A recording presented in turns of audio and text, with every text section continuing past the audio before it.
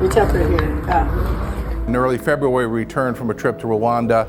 Accompanying me on this trip were Carrie Rhodes, the Sheriff's Office Director of Behavioral Mental Health, and Dr. Mark Miller, Vice Chair of the Board of Supervisors. We're just very honored to have been asked to be part of this international symposium on the use of trauma tapping tools and havening in the treatment of trauma, which we use here in Chesterfield County Jail and specifically the HARP program as well. And only 3 jails or prisons in the world were invited to be part of this symposium.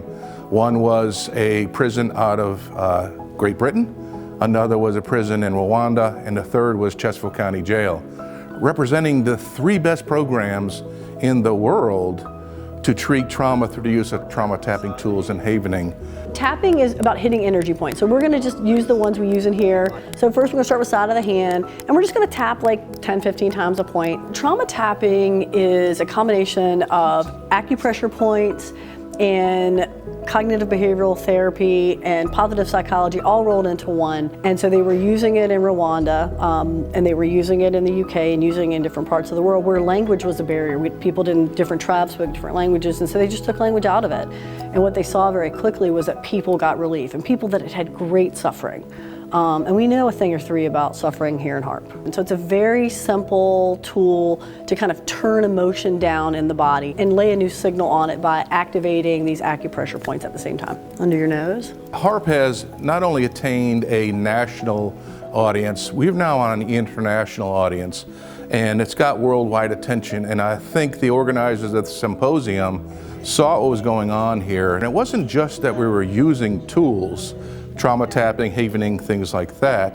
We were getting solutions, proven solutions, and getting results. I lost my son in 2019 to an overdose, and traditional therapy was not helpful to me. It was not helpful to him in his own struggle. Talking about things is a Band-Aid in a lot of ways. And so I was looking for things that really were affecting change. I came across tapping and explored it, and very quickly realized what a powerful tool it was and could not believe the results that I was getting. And I was really skeptical at first. I was trying to disprove it, and I couldn't. And what I was seeing was people get immediate relief, and I found that myself with my own trauma.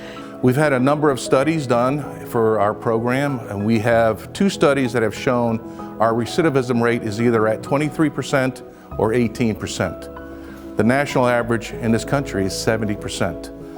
All of those numbers equate to money, but more importantly, lives saved. What we did was we started to train our peers, which are the participants in HARP, and then we started to see them use it with each other.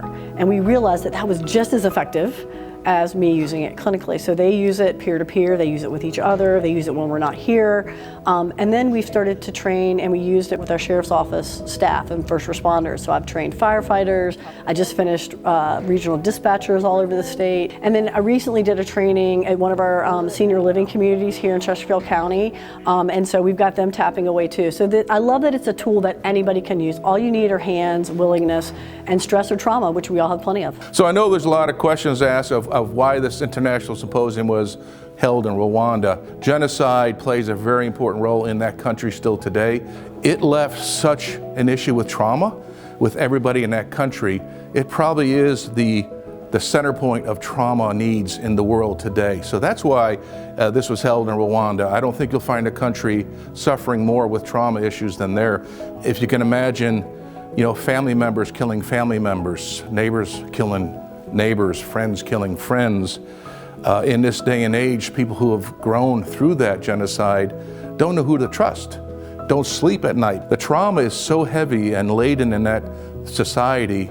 That's why it's a center point for this symposium. It's really an honor. I think Chesterfield County is leading the way in these kind of out-of-the-box, innovative ways to treat trauma and addiction. It's just not something that's done in corrections, and so I think the sheriff's a really brave leader in protecting that and allowing us to do that, and Chesterfield County has been a big champion of it. There's been an organization of great minds in the world come together for this symposium, and the end state will be a paper. They're going to work with a university and develop a paper to be published in about 10 months. And that paper will highlight the best practices worldwide in treating or addressing trauma through the use of trauma tapping tools and havening. Our takeaway from this is we've learned more about the tools we use, so we're able to gain even more knowledge in how to apply it further within our own HARP program and general population in the jail as well, to get even greater results helping people with their underlying trauma to get them into long-term integration back into the community.